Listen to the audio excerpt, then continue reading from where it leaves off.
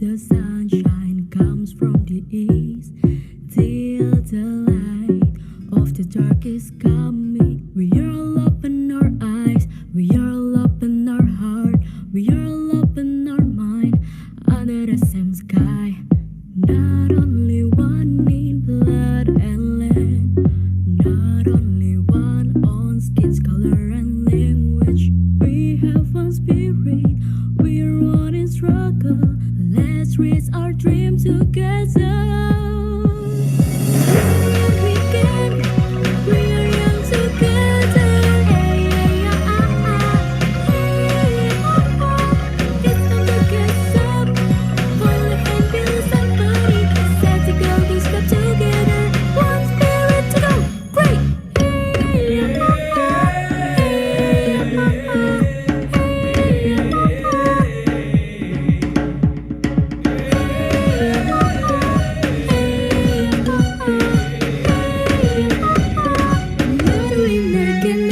not only one in blood and land, not only one on skin's color and language.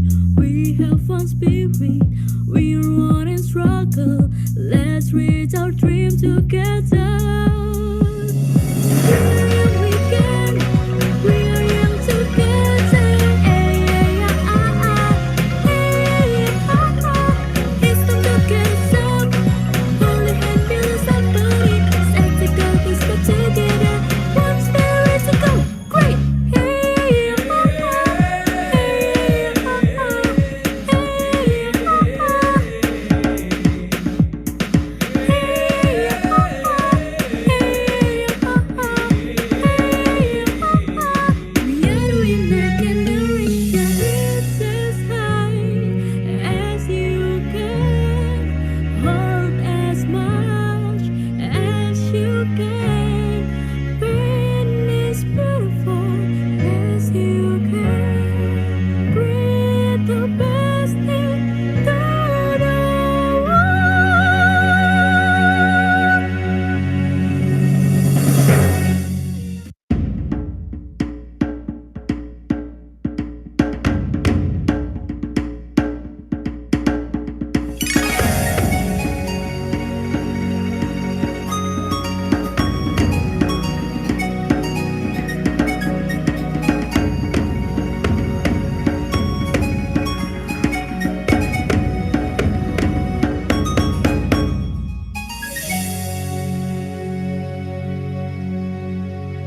Since the sunshine comes from the east, till the light of the dark is coming. We are all up in our eyes, we are all up in our heart, we are all up in our mind, under the same sky.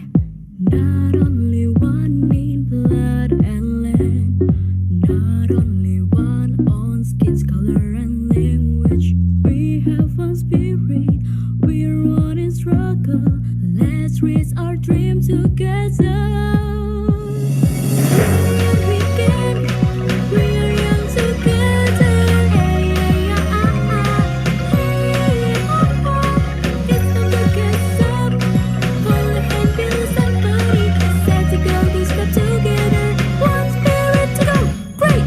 Hey, ah, ah, ah. Hey, ah, ah, ah. Hey, ah, ah, ah. Hey, ah, ah, ah.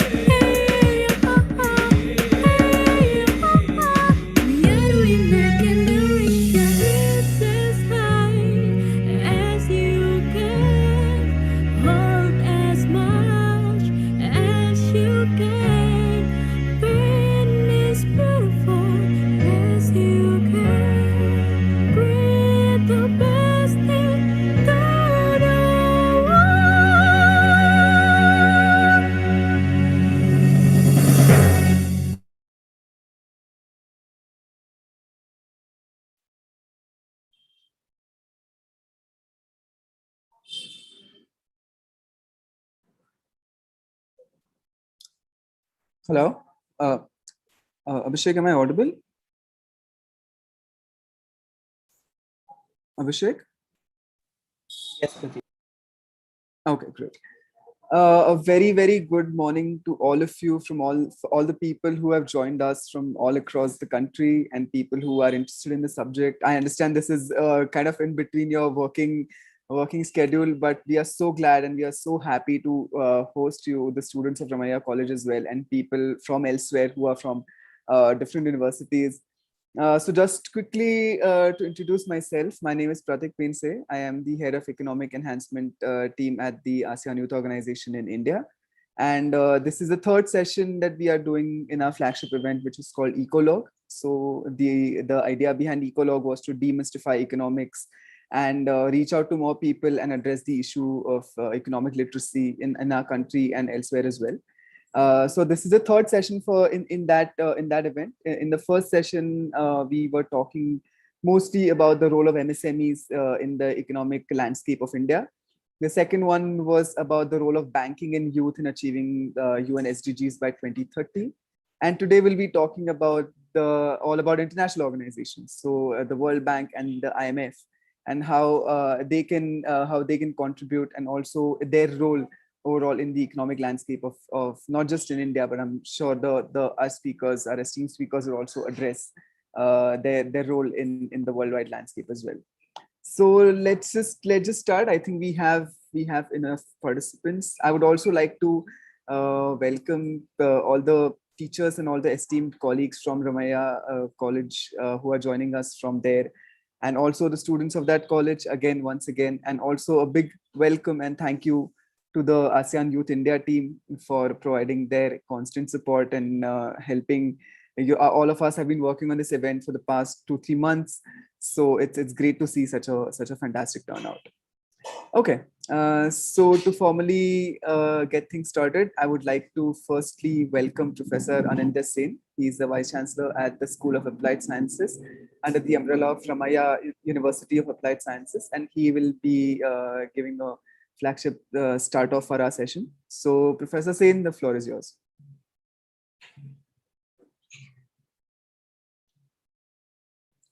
Professor Sen, you're on mute actually. One second.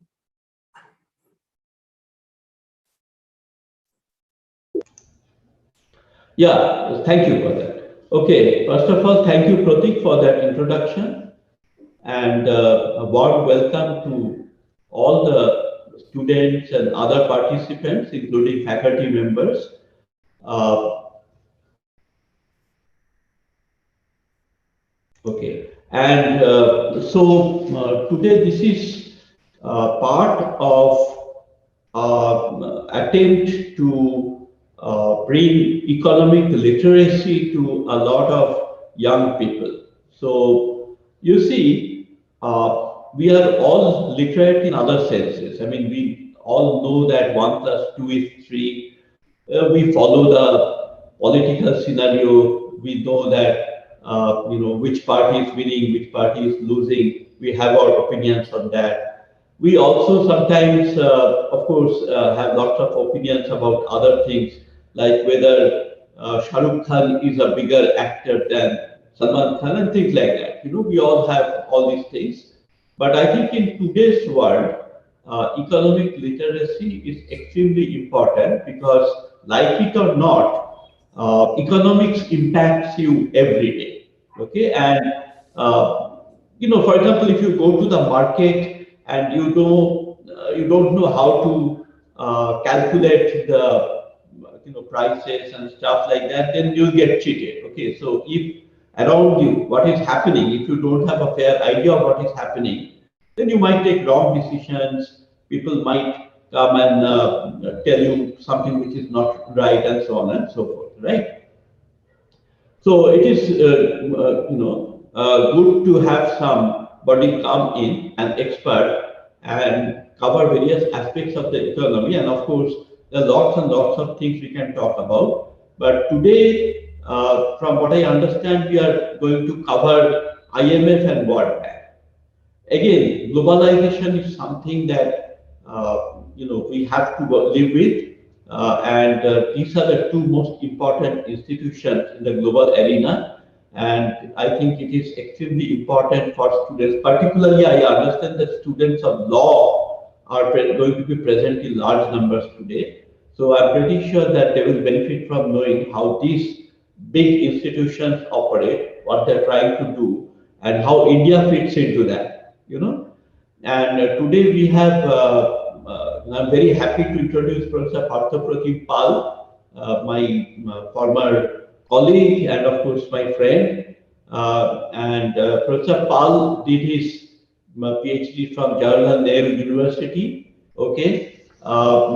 He has joined, he's right now with IIM Calcutta, Indian Institute of Management Calcutta. But earlier he has taught at Indian Institute of Foreign Trade. He has been a senior economist at the Economic Research Foundation, New Delhi, and fellow at ICRIER, and so on. Okay, so he has a very wide work experience, and he has been teaching lots of things, but among them, I should mention Indian economics, development economics, and international economics. Okay, which he has been teaching. He's a very popular teacher. Okay, and if I'll just give you the names of one or two of the books he has written.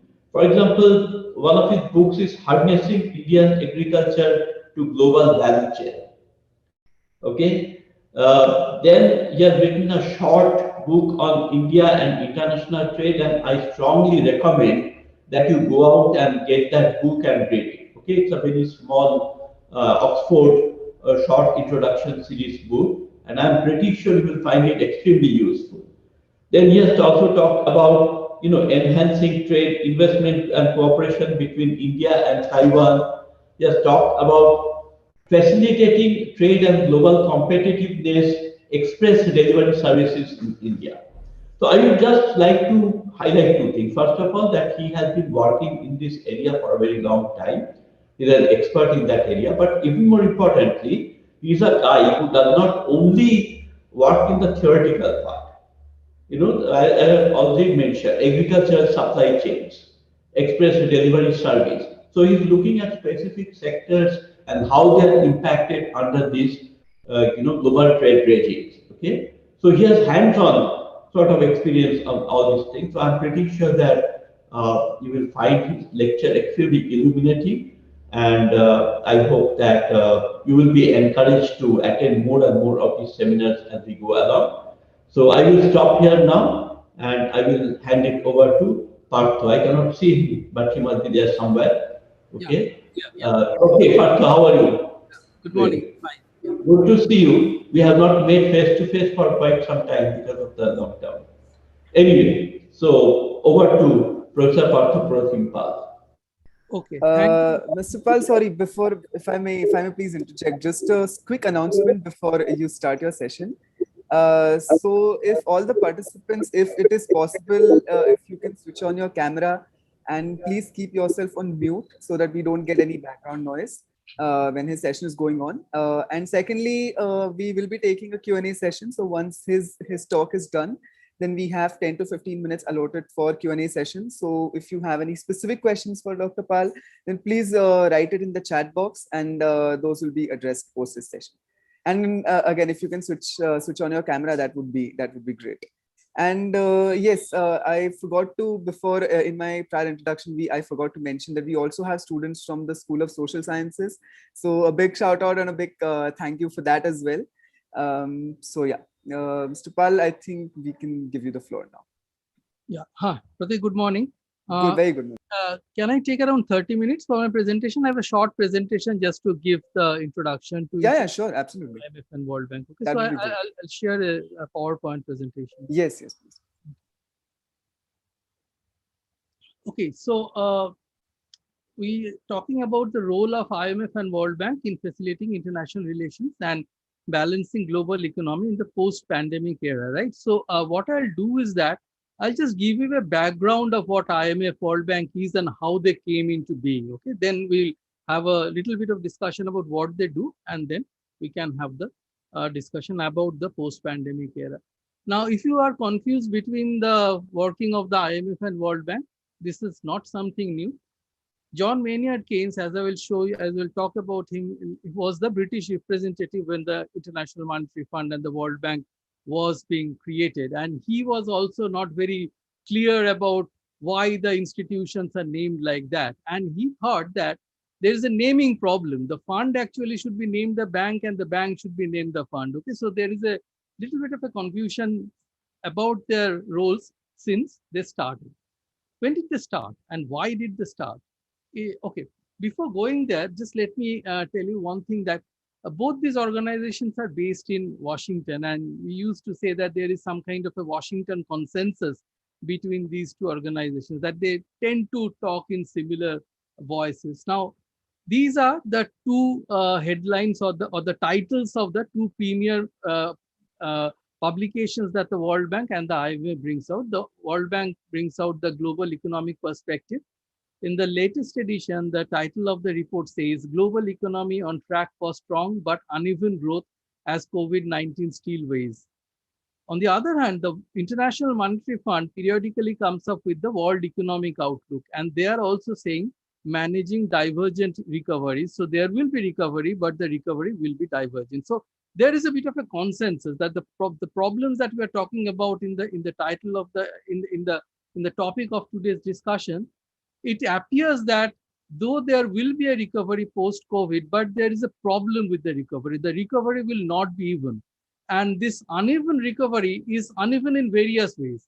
It will be uneven among countries. Developed countries are recovering faster than the other countries. It will be uneven among sectors. There will be some sectors will be recovering faster. There will be some sectors will be recovering slowly or may not be recovering at all. The so-called K-shaped recovery. Okay, one arm recovering fast and another arm not recovering. And even within sectors, maybe between labor and capital, there can be a bit of a divergence. So this bifurcation is a problem, and this is where these two organizations need to come in and sort out or ease the recovery process of the country, especially the poorer developing countries. Okay, having said that, now where did they come from? The genesis of World Bank and International Monetary Fund was in the era of the Great Depression. As you know, during the World War I and World War II, countries were fighting physically during the world wars. Also, they're fighting in terms of their economics. Countries were trying to impose protectionist measure on each other, and these two famous guys, Smoot and Hawley, these US senators, they raised the tariff rate to a very large extent on imports to the United States. They wanted to protect their own domestic economy. Other countries retaliated, and they also increased their tariff rate quite significantly, and they took other measures which prevent imports but try to increase their exports. Okay, and consequently what happens if every country does that? If one country does that, it may get away with that, but if every country starts doing that, then we got into a situation which we call the Kindleberger spiral. And it's a pretty interesting graphics that you can see here. This is how international trade collapsed during this period, because every country was trying to uh, outdo the other country by restricting imports and pushing their own exports. Now, if everybody does that, this becomes the end result. These are the world imports in terms of millions of US dollars. Okay, as you will see, I'll let the graphics run. As you will see, this is how the global trade collapsed during this period, from 299 around 3,000 million US dollars in 1929 to only around $992 million in 1933. So this happens when countries do not cooperate and countries fight with each other in terms of their economic instruments. So consequent to that, after the World War, the countries and people and the politicians realized that this is not a done thing. We cannot go along with this kind of a global non-cooperation, each country fighting the other. And therefore, three things happened during this time. One was the European Recovery Program, which is known as the Marshall Plan. US spent huge amount of money on the reconstruction of Europe, which is called the European Recovery, supplied by the United States of America. Secondly, there was a Bretton Woods conference where some of the top leaders of the world came in and they tried to build up three organizations which will supervise the global economy post World War. Okay, so three institutions were planned during this period, and this is so-called this happened in a hill resort called Bretton Woods, and therefore sometimes the World Bank and the IMF is also called the Bretton Woods institutions. Okay, so this is the reason why these organizations are called Bretton Woods organizations. Now, in the Bretton Woods organization, Bretton Woods also saw a shift of global power. As you know, the US was the leader or winner of the World War II. So it came out, and this was also came out as the leader, and this also marked a shift of power from the British to the US, and consequently a shift of the global economic system, which was pound sterling based before that, to a system which is largely based on US dollar. Okay, so this is the transition period. In the Bretton Woods conference or Bretton Woods meeting, the US was represented by Harry Dexter White, the guy who's on the left of the screen, and UK was represented by John Maynard Keynes. So some of you may have heard about Keynes when you talk about Keynesian economics, multipliers, etc., etc. One interesting tidbit about Harry Dexter White is that he was Harry Dexter White. Remember, he was representing USA and representing the capitalist world in formation of the new economic order. Later was suspected to be a Soviet spy and was sacked from his job. And he, during an inquiry, he died due to a heart attack. And if those who are fans of espionage, etc., who can read out how FBI kind of tried to find out whether Harry Dexter White was indeed meeting Soviet spies, etc. And there was a story that apparently some very sensitive papers were found in a hollow pumpkin somewhere in a estate which were Harry Dexter. Anyway, so there was an interesting story behind it. But in 1944, in the Bretton Woods Conference, three organizations were planned to be established.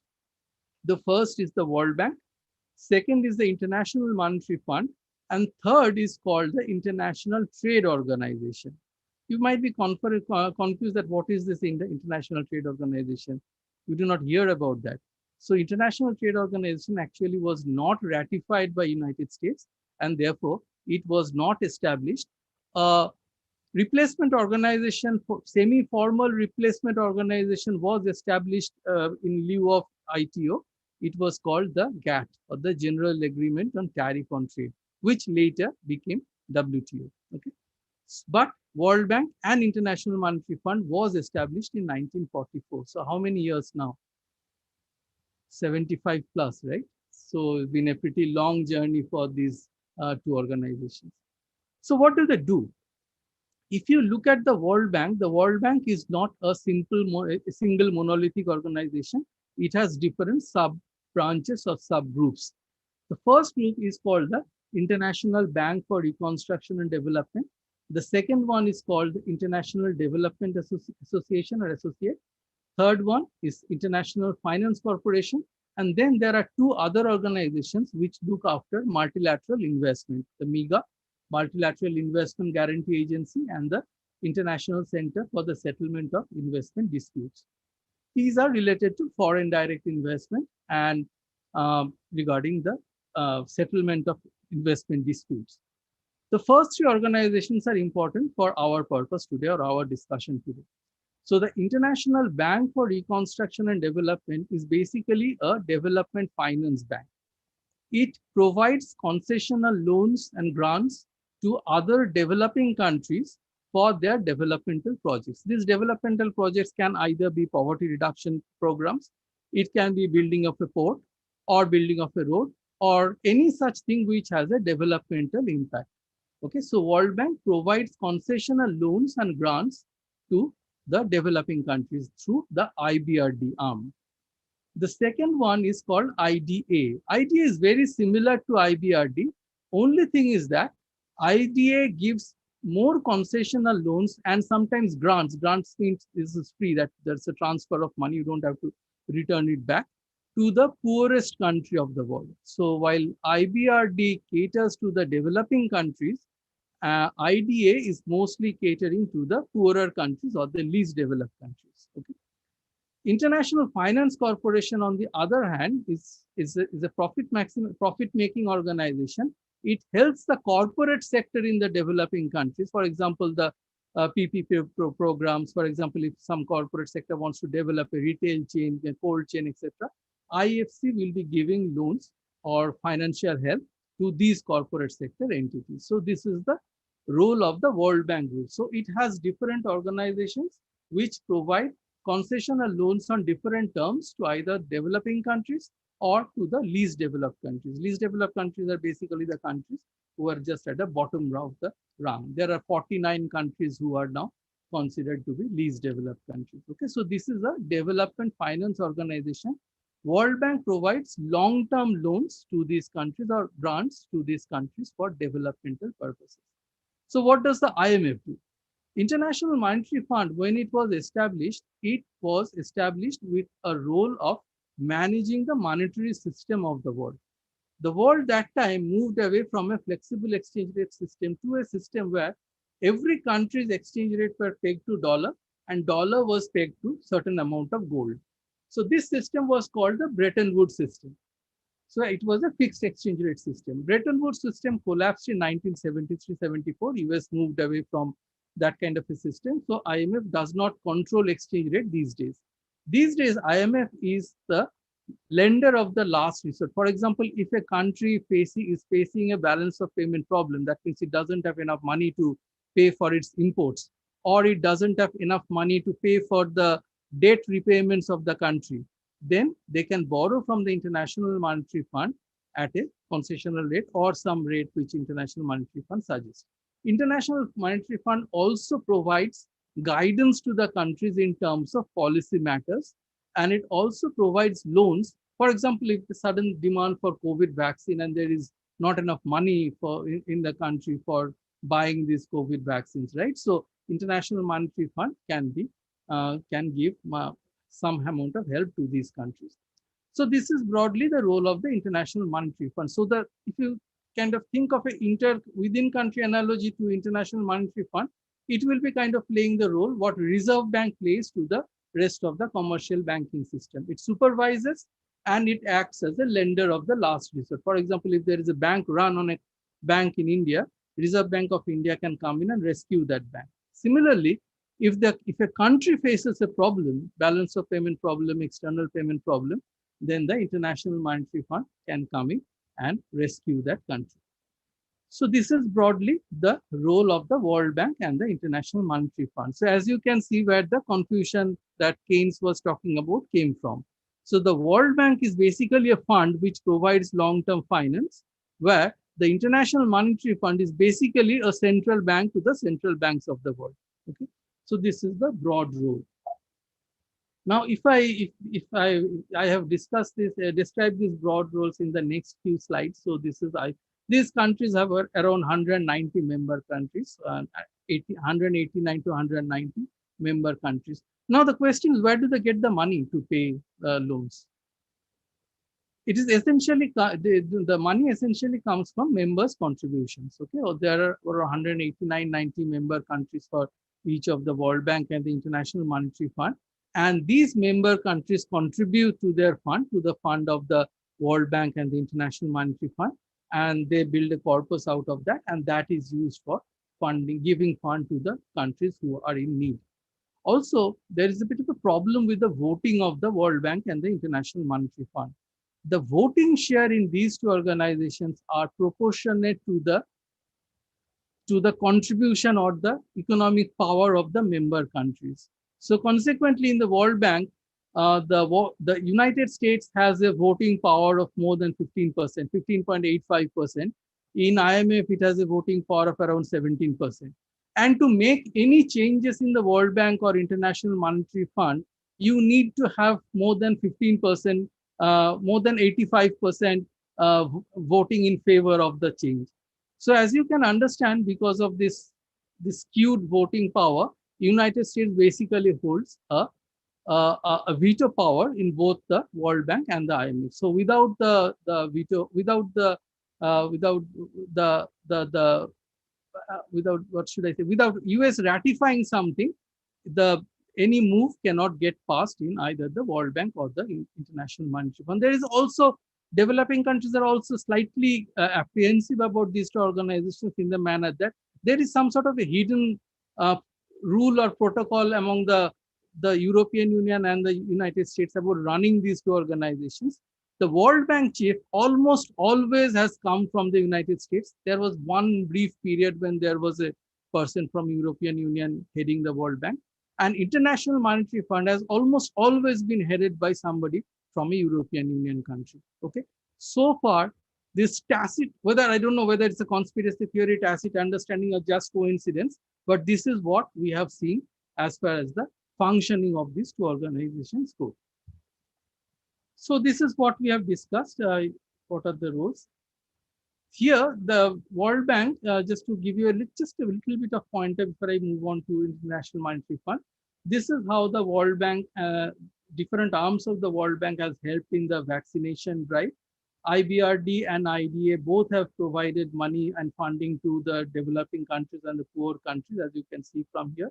So 32 countries amounting to $3 billion a grant was given by the World Bank. However, there was this bit of a disturbing news that the World Bank head has opposed the intellectual property rights waiver on the vaccines, which India, South Africa, and some other countries have proposed in WTO.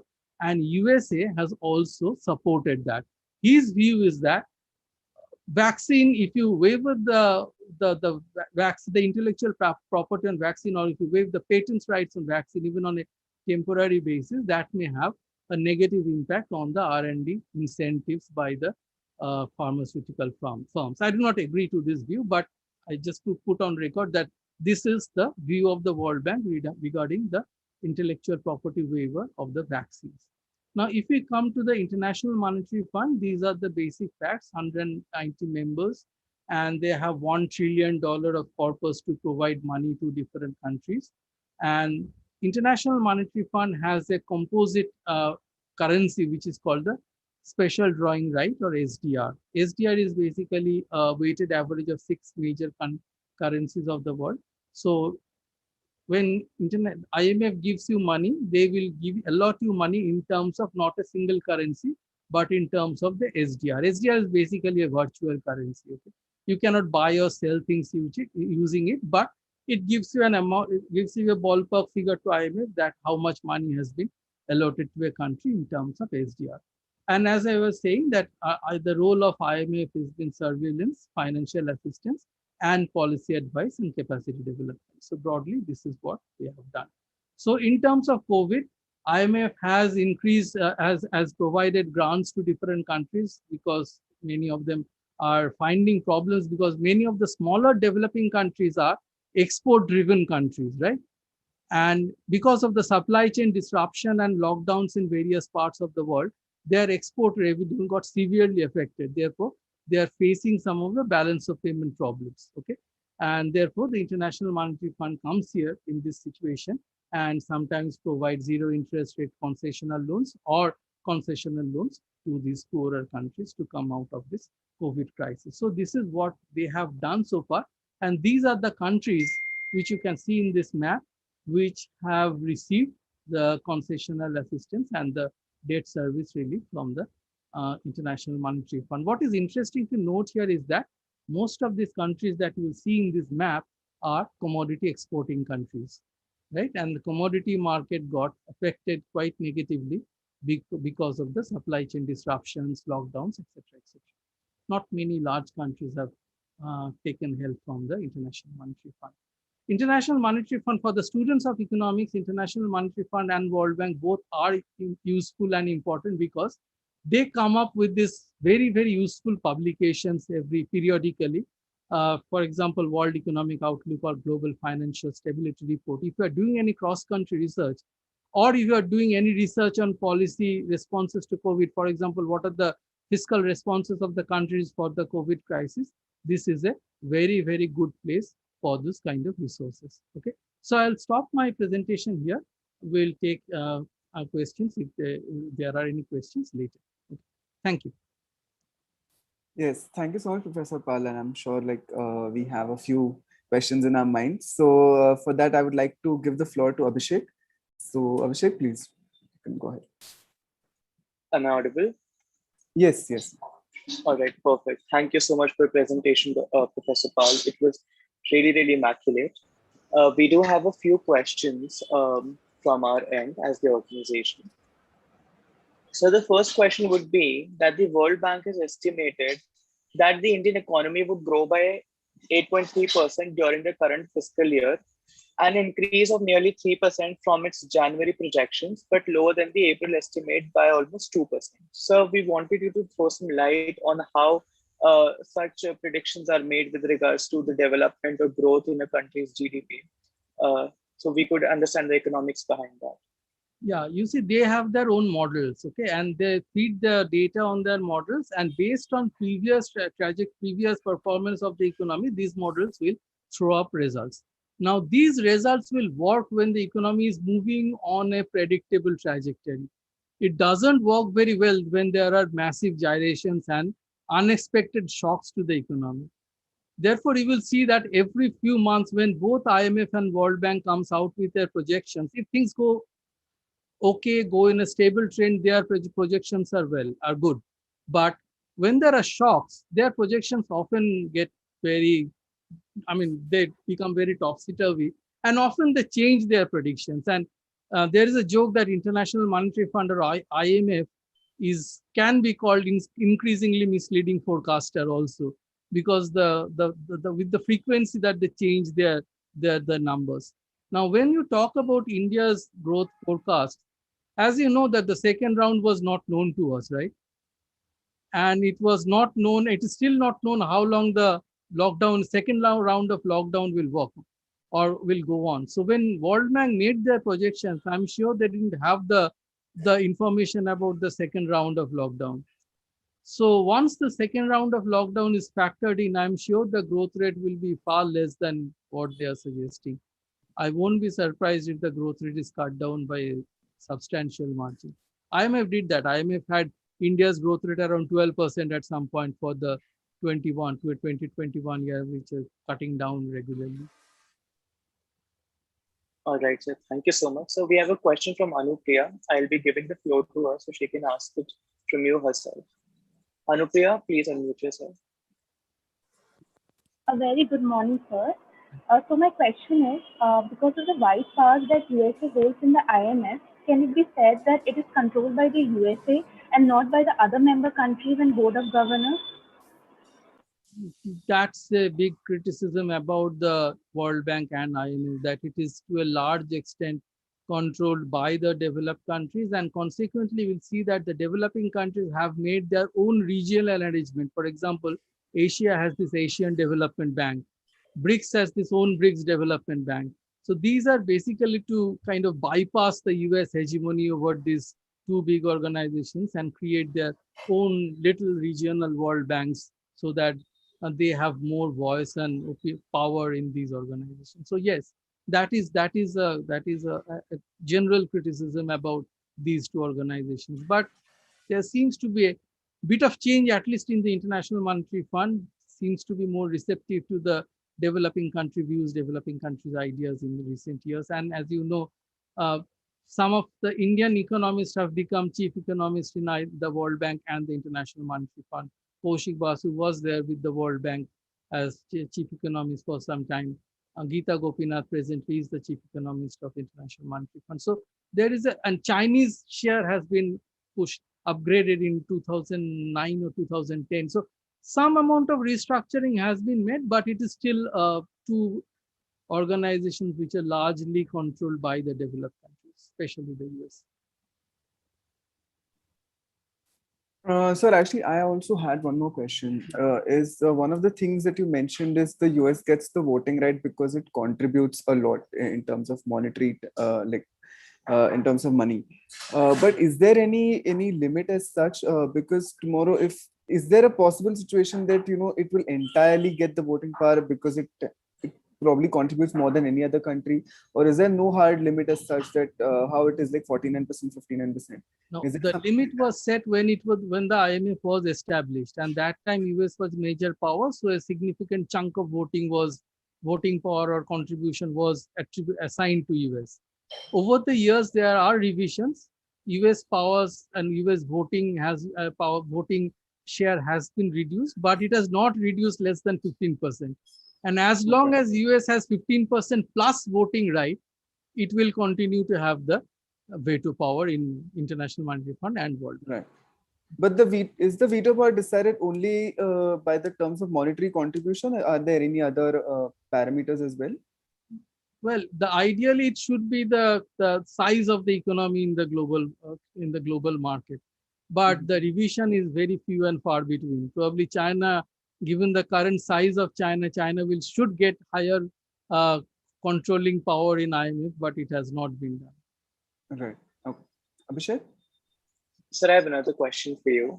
So, during our last dialogue, when we were doing some research, it was estimated that around $218 trillion are owed by the world in terms of debt. So, I wanted to know if World Bank has any debt recovery tribunal or any procedure for the recovery of debt. I don't know about what World Bank doesn't do that. If it is done, it will be done by the International Monetary Fund. World Bank, remember, is a development finance organization who will be financing the developmental projects, anti-poverty schemes of the developing countries. Debt recovery, debt restructuring is more of IMF's ball game. So they have certain packages. IMF has certain packages of debt recovery. They have some programs about debt recovery, so on and so forth. It is IMF's jurisdiction, not the World Bank's.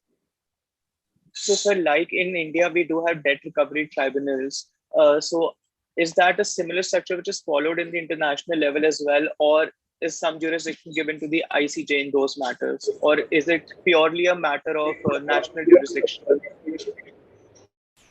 Not it is not a matter of jurisdiction in the international. You see, within a country, the problem with debt is that you can print money and pay for the debt, right? But international debt, you cannot do that. If you are defaulting, then the idea is that you will borrow money from the International Monetary Fund and pay your debtors, and then later you pay back the International Monetary Fund. And sometimes the International Monetary Fund, if it feels that you are not sustainable, your debt is not sustainable, then they can impose policy restrictions on you. For example, they can ask you to change certain policies which can make your economy better, and you can, so that you can pay back debt. So the idea is that you pay back the debtors, you borrowing money from the International Monetary Fund. International Monetary Fund with its corpus will allow you to do the kind of debt payment, but it can impose restrictions on you if they feel that your debt is not sustainable, your policies are not sustainable, and you cannot pay back the debt in a stipulated time. So in that case, you'll have to restructure your policies according to them. All right, sir. So basically, it's sort of like economic sanctions, but for creating a sustainable and compliance in economy. And if you look back at India, 1991, we faced the same problem. And that time it was called Structural Adjustment Program by the International Monetary Fund. The term becomes so abused later, International Monetary Fund does not use the term anymore. They have different term, but they do not use the Structural Adjustment Program term anymore. All right, sir. That's all from our end. Can I come in just for one small thing? I think that audience would find it interesting if Professor Paul can give one or two examples of the IMF conditionalities, why those are so hated all over the world. So you remember International Monetary Fund talks about various other things, and trade-related intellectual property rights should not be a part of it.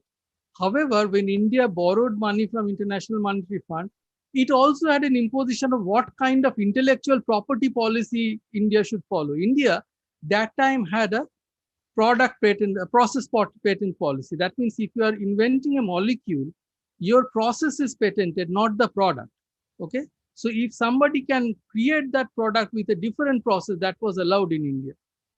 But there was a set of 10 rules given by the so-called Washington Consensus given by International Monetary Fund, which also had some rule about intellectual property rights.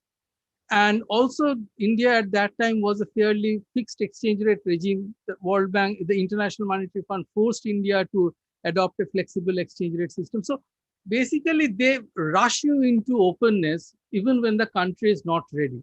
And at that point of time, the major criticism is that they had a set of 10 rules which they imposed on every country. Whoever wanted to borrow money from IMF, they had the same set of 10 rules they used to impose on every country. So sort of same size fits all policy. Subsequently, IMF also realized that this is not the way to manage a country or manage a country's sustainable future. So they have changed it. So these are some of the conditionalities that was there. Even a country is not ready to open up, IMF's policies used to force these countries to open up their economy. Now they have become slightly more understandable, adjustable, whatever you want to say, reasonable. Maybe. Okay, so thank you guys. Yeah. Okay, thank you so much, Professor Pal. And I'm so so excited about your session, and because I remember when we started off working on this idea of Ecologue, me and Abhishek, we had this discussion that we need to get somebody who can clarify the role of all these organizations, because we hear about them quite a lot in the news, but we are not exactly sure as to what they do and what is their role. So the fact that you cleared it up was really great. So thank you so much for joining us today, and thank you so much for taking the time to from your busy schedule to join us and give us a very, very interesting session. Thanks, Pratik. Thank you. Thank you so much. Thank you so much, sir. Yes. So I think we can now move on to our second session. Manoj, can you unmute yourself, please? Yes, Pratik. Yes. Can you hear me? Yeah, I can hear you. Okay, just to quickly introduce Mr. Manoj Bharadwaj, he is an international trade and economic policy expert. And today he's joining us to talk about the role of World Bank and international organizations in economic peacekeeping. Once again, if you have any questions, this is for the audience. If you have any questions, please type them in the chat box so we can address them once his session is done. Mr. Bharadwaj, the floor is all yours.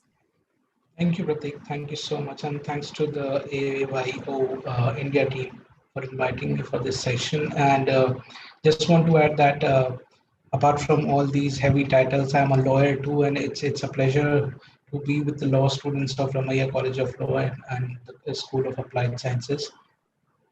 I think this session is very timely, and thanks to again ASEAN Youth for arranging these kind of sessions, because these days economics, learning about economics as one of the professors in the starting set is very important, especially for law professionals, because law and economics and policy, they all go hand in hand. And even if you have seen, like, someone of you is planning for a master's in abroad, most of the law colleges work in collaboration with the business law schools or economic law schools. So it's very important. And Professor Pal has made my work so easy, because I was about to cover everything about the World Bank and IMF. I'm not going to talk because he already covered it. I'll be basically talking about the points that the organizers have gave me, that how World Bank is helping out the least developed countries, and how ASEAN, European Union, and other regional bodies are like doing their work in economic recovery post-COVID, and what are their roles. So, as I understand, most of the attendees are law students. I would also tell something about like the on from the legal mirror about World Bank, like how you can make a career and why it is important and why it is interesting for a law student or a law professional to learn about World Bank. Because as Professor Pal mentioned, that we have 5 organizations under World Bank: the IBRD, the IDA, the MIGA, the IFC, and then we have the ICSID, which we call call as ICSID. So ICSID is basically international organization or international arbitration institution devoted to international investment of dispute settlement. So now when we talk about investment from cross-border investment or investment in a country, like for example, if a big investor is investing in India, he needs to have confidence in that country, in the confidence in the dispute settlement while he's investing here. Because if he's like doing some billions of investment in a country, and if he or she does not have the confidence in that country, then that country loses a lot of investment, and that happens with a lot of country, even India. So so basically ICSID's full form is International Center for Settlement of Investment Disputes. As I'm sure a lot of you have heard about LCIA, which is London Court of International Arbitration, IIC, which is International Chamber of Commerce. Then we have Hong Kong International Arbitration Center and JAMS, many of them. So ICSID is one of like them, but ICSID is not a private one. It's a treaty-based organization. So it came into existence, I think, in 1966 by the Convention on the Settlement of Investment Disputes between states and nationals of other states. So the ICSID convention tells about and laid down the rules how the dispute has to be resolved when there is a dispute between an investor, a private investor, or a body. As I told you, that ICSID convention is a multilateral treaty formulated by the executive directors of the World Bank to further the bank's objective of promoting international investment. So ICSID is basically strengthening confidence of investors to do cross-border investment, which is a part of economic stability, economic recovery in some countries like Sub-Saharan Africa or some developing countries, developing nations of South Asia. ICSID provides for settlement of disputes by conciliation, arbitration, or fact-finding. It just works like another arbitration institution, but it's very much sought by international investors to go to the ICSID and get their disputes resolved. I think more than 700 cases till now have been administered by ICSID to the date, and a lot of nations, I think more than 150 nations have accepted the arbitral award. So it's very important for students who are interested in the economics and want to make career in international arbitration, because arbitration revolves around a lot of business. So that's why I wanted to give you a flavor of that, because Professor Pal already touched about almost all the four organizations. I thought it would be good for you to understand about it. Now, the organizers have already gave me 3 talking points. First one was like World Bank's group's role in economic governance, and I think Professor Pal has beautifully covered all those points. So, just want to say that, I mean, economic governance and anti-corruption these days continuously continue to rank high among the most important development priorities of various countries. And as this period settles, like the COVID period settles, government will be focusing on the recovery phase and will in due course be considering reforms to make their response and service delivery more resilient, because we see that how we failed, like all the nations, be it USA, be it UK or India, we all failed. So now they are moving towards the recovery and want to make it more resilient, like the service delivery mechanism. Uh, I would say that pandemic has exposed the benefits of a stronger, flexible, and more responsible civil service, which is able to incorporate risk management and has access to contingency in an emergency like COVID. So that's why the World Bank supports countries to build capable, efficient, open, inclusive, and accountable institutions. And this is critical for returning to sustainable growth after COVID-19. And I think it's at the heart of the World Bank's twin goals of ending extreme poverty and boosting shared prosperity. So whenever we go for a conference, or like I do usually speak at World Bank panels and all, we focus mainly on how the World Bank is working to end the extreme poverty and boosting shared prosperity. So these are the two twin goals of World Bank. And I would say that the ability of governments to effectively provide public goods to support an environment that can generate jobs and growth, to address market failures, and to engage citizens in the process is more important than ever, because we have seen how COVID has devastated each and everything from, like, and you need not to specify each and everything, but you can understand. So this is what World Bank is doing. I just want to like speak something about World Bank's operations in order to understand that how it's helping the post-COVID recovery. So the World Bank exists to encourage poor countries to develop by providing them with technical assistance. So be it capacity building, be it economic help, be it monetary help, they do all sort of these things. And also they fund projects for policy that will realize the country's economic potentials. The bank views development as a long integrated endeavor. So they very are very much focused about it.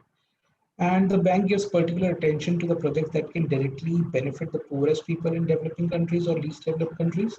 And the direct involvement of the poorest in economic activity is being promoted through lending for agriculture and rural development. That we have seen that more than, I think, 101. I have the data, which I'll share like a bit later. The World Bank has supported around these number of projects in various countries.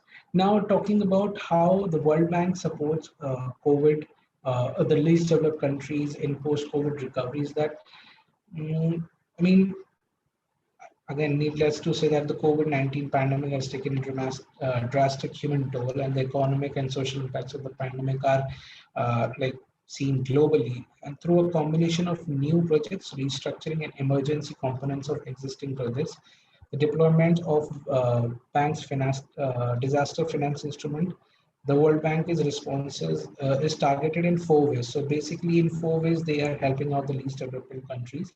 First one is saving lives threatened by the pandemic. Second, protecting the poor and vulnerable. Third, helping save jobs and businesses, which is obviously very important apart from the health issues. And then working to build a more resilient recovery, like to come back on the track. So I'll just give you a few examples that how World Bank is helping out. Like in March 2020, the World Bank Group has already like is one of the first organization to begin thinking about the rapid development scale and scale up of COVID-19 vaccines, bringing together key partners to discuss fair and equitable access to vaccines, and mainly for least developed and developing countries, because developed countries have the purchasing power and to access the vaccines. But for countries like uh, India, I would say, and Guatemala, I would say, World Bank plays a very important role. And World Bank is not only a financial institution, but a platform for all these nations to discuss and because it's an old organization, 75-year old organization.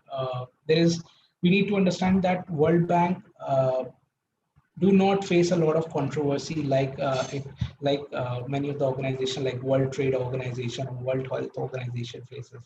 World Bank like take everyone on the stage at the same time and give the platform to like even the smallest of countries in the world to speak and tell like what help they need, and obviously they provide funding and all. So it's a very great platform to discuss these things. As Professor Pal said, I would like to mention one interesting fact that yes, there is a there is a talk from a long time that these institutions like IMF and World Bank speaks the language of US and developed countries. Sorry.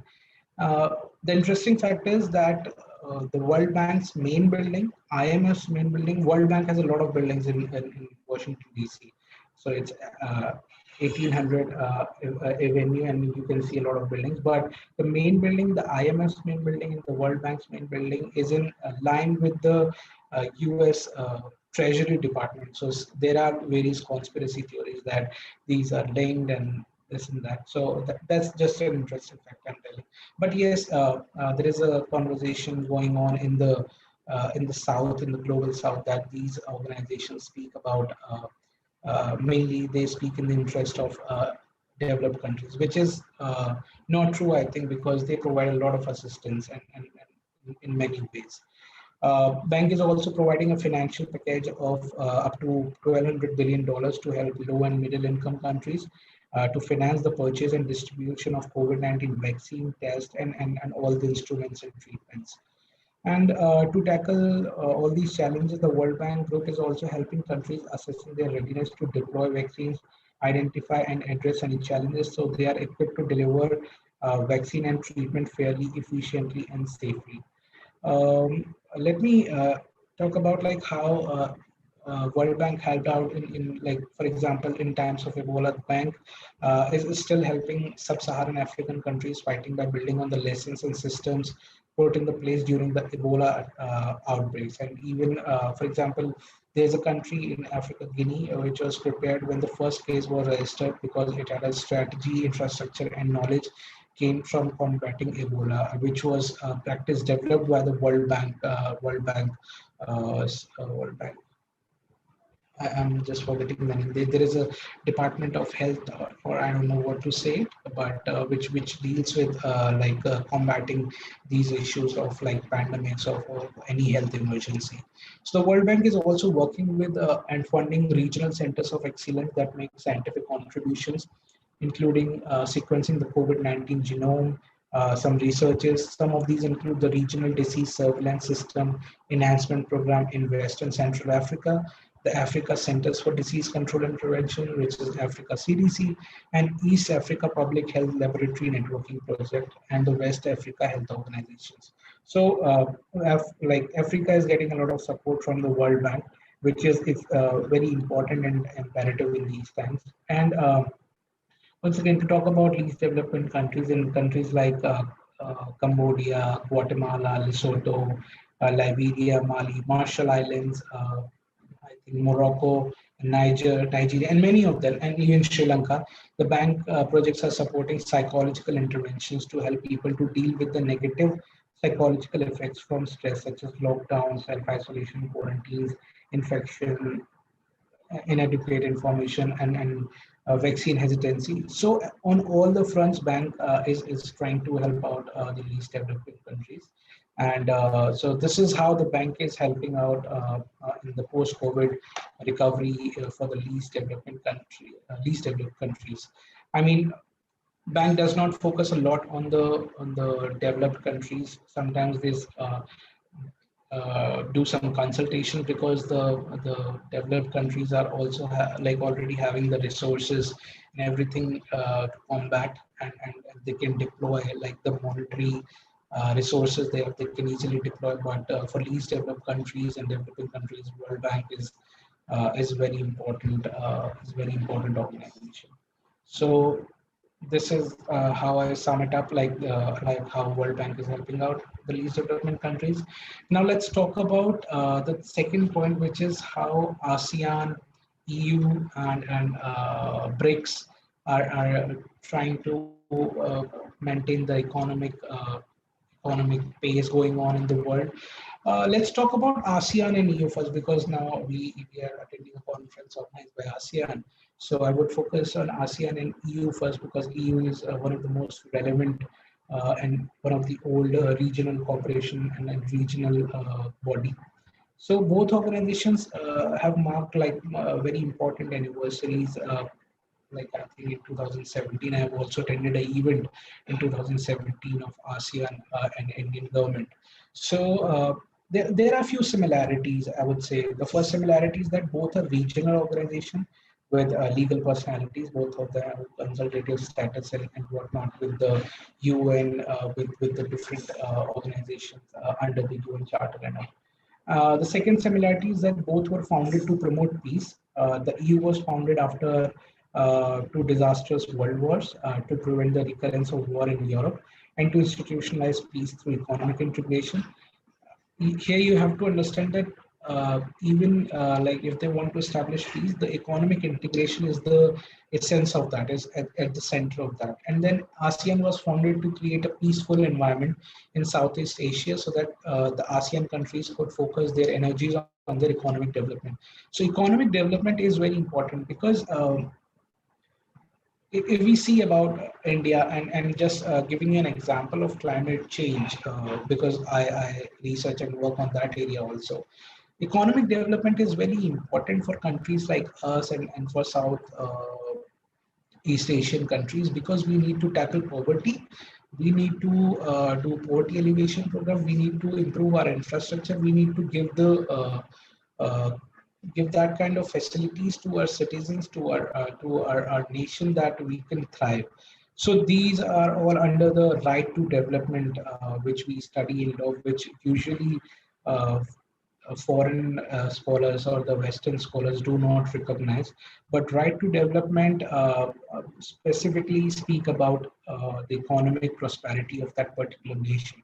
So yeah, and then the third similarity is that both the organization seeks to integrate the economies of their member states into a single market and production platform.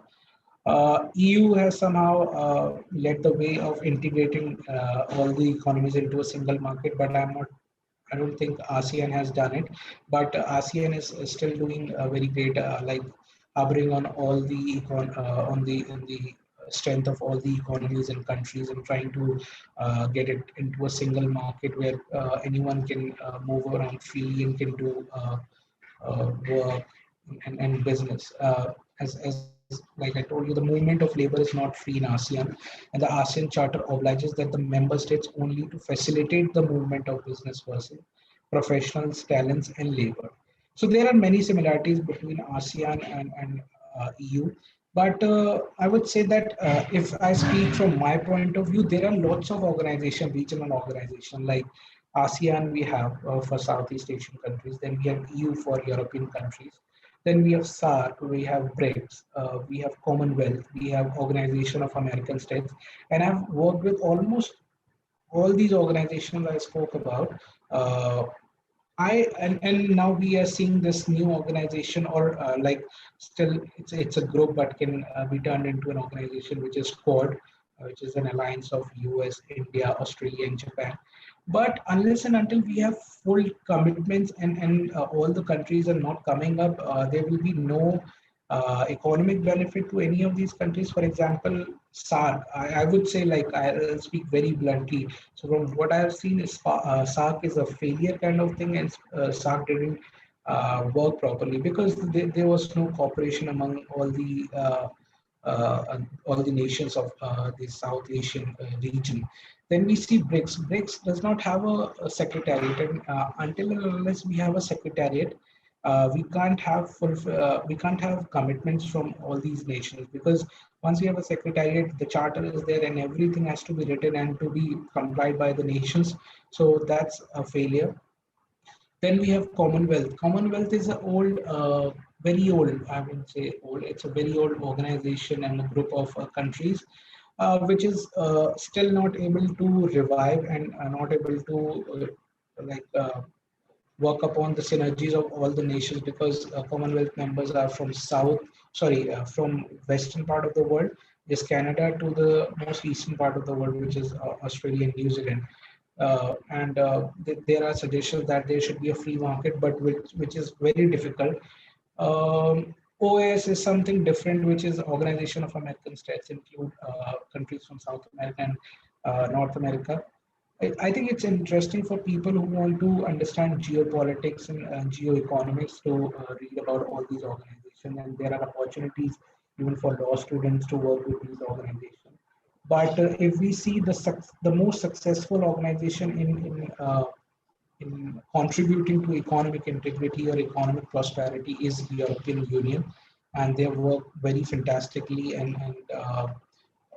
Now the second leading organization I would say is ASEAN, and the successful mantra for all these organizations is the regional response. If the countries, if the partners in those organizations are working together and they want to help each other, they want to prosper and grow with each other, then the regional response is very important, and they have to work together for that. So this is how ASEAN and EU and all these organizations are trying to work, like maintain economic prosperity and maintain the economic balance in the world and in the region. So this is how I sum it up, and I hope I was able to deliver something knowledgeable and valuable. And if there are any questions, I'll be more than happy to answer up to the best of my abilities. Thank you so much. Great. Thank you so much, Mr. Manoj. I think that was a great session. And the fact that you also addressed not just World Bank and IMF, but also other organizations like BRICS and ASEAN, I think that gave a really interesting point of view to the discussion. So thank you so much for that. And I think I'll give the floor to Abhishek. I also have 2-3 questions in mind, but I think you can go ahead first. Abhishek, you're on mute. Good afternoon, Mr. Manoj. Can you hear me now? Yeah. All right. So we have a question from Anupriya. So I've asked her to unmute herself so she can ask the question on her own, and then I'll move on to the question that we have. All right. Anupriya, Good afternoon, sir. Good afternoon, sir. Sir, according to you, what are the reasons for India to not join the ICSID convention since its inception? That's a very controversial question, I would say, like very important one. And I forgot to mention, I was having this in my mind, but the discussion was so interesting that I went on.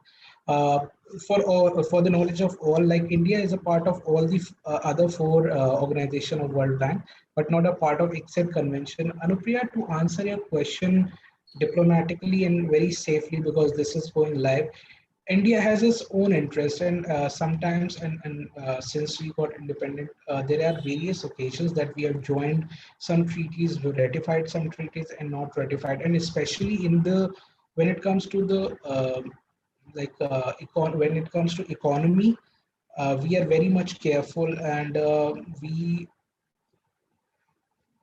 I can answer only this because I work with Excel sometimes, so I can't answer like it very specifically. But if you want to have a discussion, I can leave my email ID. It's a bit controversial for me to answer why India didn't join, because my personal answers would affect a lot interest of a lot of people. So yeah, that I'll like ask your forgiveness for that. I'm so sorry.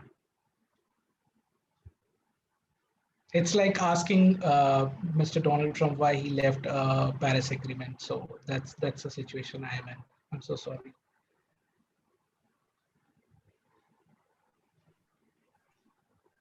Abhishek? Anupriya, are you satisfied with the answer? Would you like to take the No, discussion? she won't be satisfied, I'm sure, but I can surely give her my email ID, and when we can have a discussion of the grid. Sure, sure. I would be very happy to discuss this with you. So kindly please share your email ID with Sure, me. I'm just sending it And to you. thank you, sir. Thanks, Anupriya. So while you're working on sending the email address, I will move on to the next question. So, Sure. as of recently, El Salvador has started accepting Bitcoin as its legal tender. How do you think that is going to affect the management when it comes to global trade, or how the other countries, including the World Bank, would react towards this? So Abhishek, obviously I'm not an expert on Bitcoin, but what I can tell about, like when any of the new economic system or a currency would flow, there should be obviously a discussion, or like obviously we have UN as a platform or World Bank as a platform. Now we can only see that uh, Tesla companies. What is his name? Elon Musk. He's only like leading the discussion, and some of the other techies are talking about it. There's not a lot of discussions going on, or talk going on in the diplomatic community or the international community, because if it's a currency, it will flow cross border, and we need to have mechanism to understand it, and to, like, if even if we want to accept it as a legal tender, we have to create a framework. So that framework and that thing is very important, and I think World Bank can lead the way. World Bank, IMF, and World Trade Organization can discuss this, and maybe UNCTAD. UNCTAD is an organization again which deals with trade and development, and UNCTAD, in 2018, held a conference which spoke about which discussed about Bitcoin a bit. But again, there should be a lead from any of the developed nations, or maybe from the developing nation, if they really want to address the change, because Bitcoin is the future, I would say, is the present also. So we need commitment again from our nations. So it has to do a lot with the diplomatic community, and yeah. All right, sir. Sir, I have a follow-up question, and I would be happy if Professor Pal would also like to chip in. So the reasons that were cited by I think, the head of the state of El Salvador were that they are doing so to boost the economy. But one of the criticism of the cryptocurrencies like Dogecoin and of Bitcoin is that they are limited in their circulation, that only a few people control that. So how does that affect the economy of that country, or how do they foresee such an economic growth? So one would say, you or Professor Pal, anybody who would like to maybe give an insight onto that. If Professor Paul wants to Go ahead, I'll answer. come later. Mr. Bharadwaj, you go ahead, I'll come later. Okay. Sure, sure, sure. Uh, Abhishek, can you repeat the last part of your question so that I can get into it properly? So my question is basically, do you think the reasons that have been cited by El Salvador for accepting Bitcoin as a legal tender with regards to, accelerating economic growth are valid, considering cryptocurrency is very limited in circulation and accumulation? See, El Salvador can accept that. For example, if El Salvador is accepting that for some imports, is the other country going to use that? That's a question. If they are doing some exports, so trade is the factor. Then that's why the role of WTO comes in, because internally, whatever you want to do as a sovereign country, that's not a matter for anyone. But if you're doing the international, if you're working in the international community, if you're doing international trade, then you have to abide by the rules of WTO. If you're a signatory, obviously, and El Salvador is a signatory to WTO. I think, yeah, it is. So then WTO has to come up with the framework. Again, I would say framework is very important. And so my answer would be, like, if you want to do it in your country to boost your economy and to do whatever as a sovereign country, you can do it. Your laws allows it, then it's completely fine. No one is going to stop you. But if you have to do international trade, you have to play by the rules of the other nations and WTO. So that's the thing. All right, so thank you, Professor Pal. We would be happy to hear from you as well on this matter. Professor Pal, you're on mute, I think. Okay, yeah. You can hear me now, right? Yeah. Yeah, Yes, okay. sir. Yeah, coincidentally, I was reading something right now, IMF statement about it. I just read it. Adoption of Bitcoin as legal tender raises a number of macroeconomic, financial, and legal issues that require very careful analysis, said Jerry Rice, an IMF spokesperson.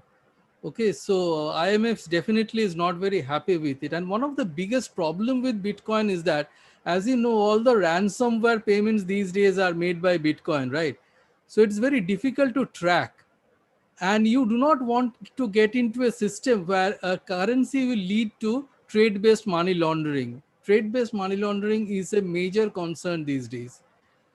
And because Bitcoin is anonymous, it cannot be tracked very easily. Countries, I don't think most countries will be willing to accept Bitcoin as a legal tender. And as you know, currency is a medium of exchange, right? It only becomes valuable if, as Mr. Bharadwaj was saying, other side accepts it. If El Salvador alone uses Bitcoin and it uses for internal transaction, I think nobody can stop them. But if they want to trade with somebody else, there has to be a counterparty which will be accepting that Bitcoin as a legal tender. And I don't think anybody else is doing that right now. Any legal sources are doing it right now. So if El Salvador, maybe they are exporting something which they want to be not to be tracked, not to be traced, that is one possibility. But I don't think Bitcoin will be a very useful thing, especially given if it's also is a unit of account, and if it kind of goes up 20% one day and comes down 13% another day, it is very difficult to use that kind of a volatile benchmark as a unit of account, right? So right now probably it is immature to use it. But as you know, central bank digital currencies are on the way. China is thinking about something, other countries are also. In fact, Reserve Bank of India apparently has a committee which is looking at the central bank backed digital currency. So eventually it will come, but not Bitcoin. And Abhishek, if I can add to something which Professor Pal said, like it will create a lot of legal issues, and not only legal issues, privacy issues, data privacy issues. Because if we are not able to track the transaction, if there is a mishap happening, you know that data privacy laws in the world are not that strong, and there is always an issue of jurisdiction. I mean, we it happens over the net. We can't say that it happened in India or USA or somewhere else. It's difficult to track, and there is no mechanism to that. Then, so see, using anything is not difficult, but to control it, to have a control, legal control over it, it's difficult. And like, I mean, as Professor Pal said, if the other country is not accepting it and El Salvador is trying to do that, either they'll end the trade, or they'll be ending a dispute at WTO. So that's something I just wanted to say. Sir, I do have a follow-up question just to clarify one preliminary doubt that I had. So basically, as Professor Pal had also pointed out that Bitcoin is being used for let's say bad transactions or money laundering. So because a lot of hackers over the dark web are asking for payments in Bitcoins, right, to accumulate that. But my question is, since the bitcoins are not legally allowed to be the unit of exchange, so how is that money being converted into useful currency, or where are there what activities they might be resorting to get that converted into usable currency? Abhishek, like, I mean, there's always a network for something illegal that you want to do. I mean, Hawala, as we all know in India, is still operational, which is not allowed legally. And I mean, there are channels where you can transfer and convert these things. I mean, technology, they must be like using it for something else to make money, or I don't know how it works because I'm not an expert on Bitcoin or these technologies.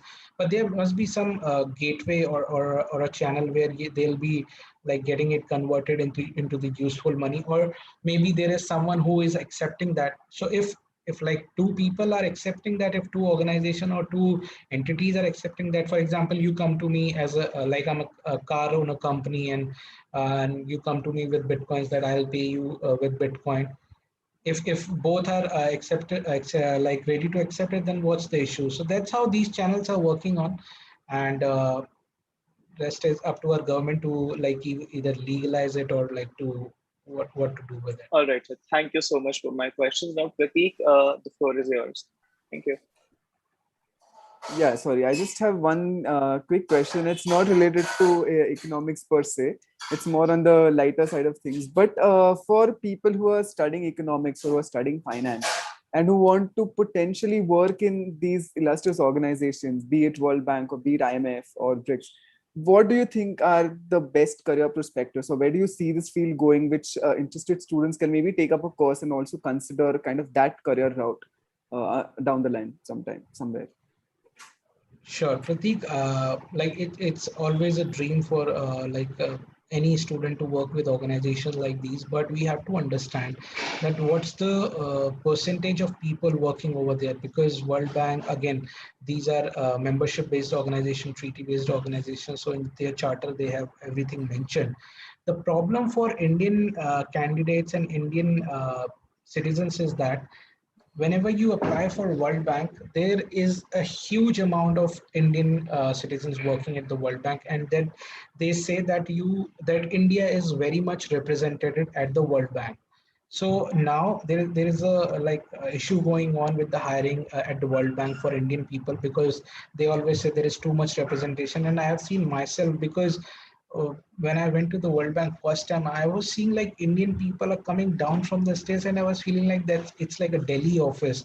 But again, not to be demoralized, I mean, the offer is very lucrative, and you need to work in international organizations, and maybe at some prestigious institutes like Professor Parler is working at IIM. So maybe like we don't know whether someday we'll hear a news that Professor Pal has been picked up by the World Bank as an executive director or whatnot. So it needs a lot of experience, and I would say exposure, and obviously knowledge, and last of the thing is luck. But for especially for legal professional, I would say ICSID is a good opportunity. Though India is not a member, but you can be a part of ICSID as a staff member, as an assistant legal counsel, or as a legal counsel. And there also you need to understand and to have a knowledge of economy, like international economy and how it works. Uh, these are but I think ASEAN is providing a lot of young opportunities to young people. I mean, as consultant-based jobs and a lot of things. And so there's no fixed rule for that, but knowledge, luck is very important, I would say. Uh, just for Yes. reference, I have given a link to the World Bank Young Professionals Program. So That is sometimes Yeah. a good gateway to this organization. I was about to say Professor Pal, but like let me share one very interesting fact again with like I mean India is a part of World Bank's Young Professional Program, but there is a Young Professionals Program again at United Nations. I mean United Nations is such a huge organization, but India is not a part of it, which is very depressing for Indian people and Indian students, so those who want to work there. Yeah, but But go ahead for World Bank and maybe WTO. They like all these organizations have young professionals program. You can apply for that. and this just a follow up for this is for both of you actually. But in your experience, are there any specific expertise or any in demand skills that are upcoming now, or you see any projections in the next 10 years that would be in vogue? I would say a mix of economics and data science is on the demand because everyone is focusing on that, and evidence-based backed solutions are needed by all the organization because they want to assess the data, they want to present the data to stakeholders. So data science is the future, I would say, and anyone who's going to study economics should get a flavor of data science and how to operate it, how to analyze the data, how to play with the data sets. So that's my advice. And if Professor Pal has to add something. Absolutely. Big data, data analytics. And in legal side, I think both anti-dumping and intellectual property related issues, those are in high demand. And more the time progresses, as more products becoming like intelligent component will be there in more commodities, intellectual property rights is going to be the key area. So Right. these are 3-4 areas where I see that there is a huge demand in future. I Okay. absolutely agree with Mr. Bharadwaj. Great. Thank you so much. Abhishek, do you have any follow-up questions or Abhishek?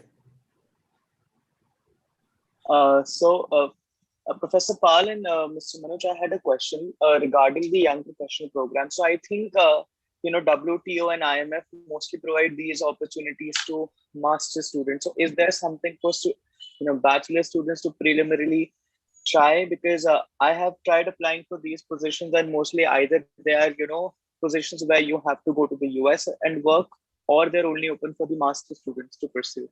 So in the meantime, what can the bachelor students do or pursue, if you have any idea? Prepare Pal, for if you want to. If the really eligibility is different, then you can't. YPP needs a master's or a doctorate, right? So you don't have much of a chance if you are not a master's or a doctorate. So you can't do much. You have to take these as given and then prepare for it. And just to add one thing, like you have to prepare, like you have to study in a way that what the market is demanding. For example, market is demanding, as Professor Pal said, like IP or data science, and you are studying for something which is just limited to your national boundaries. Then it's not going to help you if you want to have a national international career. And these are very competitive jobs. I mean, a master's is a must. And if someone is having a PhD, a doctorate, then obviously they'll prefer for that. And if they have some experience, because I think in WTO's YPP, they ask for a 2 years professional experience. So that's the thing. For Indian students, I would say Commonwealth is also a platform because Commonwealth has a Commonwealth Youth Program where they announce a lot of jobs. They also sponsor visas for that. So feel free to apply for their also. And so mostly these positions are research-based jobs, right? One has to have a keen interest, a repertoire of research-related work, so that they're eligible along with their areas of studies and masters. It depends. I think the job description says it all. Sometimes it's like research based. Sometimes it's analysis. Sometimes it's stakeholder meetings. Sometimes it's a combination of all. So it depends on the job description. All right, so thank you so much for your remember, World Bank has a management cadre as well as a research cadre. Okay, and there is a way to choose either of them. All right, Pratik, this is it. Back to you. Okay, great. Thank you so much, Abhishek. So I think in this way we can formally close our session. Just before we all go, I would like to formally thank Professor Pal and also Mr. Manoj for taking their time and making a very, very interesting session. I think just the fact that you also clarified a lot of things, a few basic things as well, a few advanced things as well. And we ended up on a career note. I think would be, it kind of became a full circle how to start and what the organizations are. So I think it was a very, very enriching and enlightening session for me as well, and I'm sure all the audiences also enjoyed. So thank you so much for taking your time and coming to this webinar and associating yourself with ASEAN India. And I would also like to thank Professor Sen for joining us today. Professor, can you please come on camera for 1 second, if it's possible for you? Okay, I think he'll come. Okay. Yes, thank you so much, Professor Sen, for joining us as well and kicking the session off, and also allowing us to associate ourselves with Ramaya University and the College for Social Sciences and law, of course. I can't forget that. So I think this is and I think we'll have to take a photo, right, Abhishek? Yes, I request all of you to please turn on your camera so we can take a last screenshot before we formally close the meeting. I Please think turn on Professor your Sen camera. was saying something. Professor Sen, were you saying something? Yeah, I just wanted to thank everybody, and it was a pleasure meeting Partho at least online after a long, long time. So let's see when the lockdown is lifted. And thank you, Manoj, also for providing the legal side of the thing. And what I'm hoping is that some follow-ups to this discussion. Okay, maybe next round you can think of WTO, and the world trading rules and things like that. Something like that would be might be useful for the students, right? And since the question of career goals came up, I would like to reiterate to everybody that ultimately it's a very, very competitive world out there. Low-hanging fruits are no longer available, right? So if you want to join any of these organizations, if you want to, uh, you know, do something, then today the requirements are very stringent. You have to go for higher studies. You have to make original contributions. You have to acquire a lot of skills. Like, people have already talked about, economics plus data sciences and this thing and that thing. So start preparing early and start preparing hard, and I'm pretty sure you'll be successful. Great. And it was pleasure for us to be part of this venture. Thank you so much, Mr. Sen, and we look forward to collaborating with you soon once again. Okay. Abhishek, are you taking the screenshot? Yes, thank you so Okay. much, sir, for giving us the opportunity. Quickly, I want to say, thanks to all of you, thanks to all the students and faculty members of Ramaya University and my fellow panelist, Professor Pal. It was great connecting with you and sharing thoughts with you. Thanks to ASEAN U team and students, especially from law school, the Ramaya Law School. If you want to discuss anything, I have posted my email ID and my LinkedIn profile. So feel free to connect and we'll be happy to take a conversation there. Thank you so much. Yeah, thanks a lot, guys. It was a really wonderful session. I really enjoyed connecting with you. And you can, if you have questions, you can send to my email ID. Okay. Thanks a lot. Thank you. Thank you so much, both of you. Abhishek?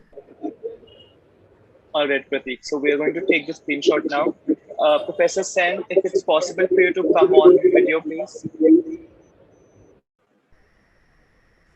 Thank you so much, sir. So I'll take a screenshot in 3, 2, 1.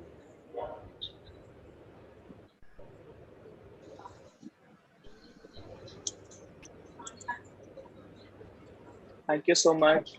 I've taken a screenshot. Okay, great. Thank you so much, all the students and my fellow panelists as well, for joining us today. And we hope to see you soon. So take care and stay in touch. Thank you. Thanks, guys. Thank you Stay so safe. much. Thank you so Bye-bye. much. Bye.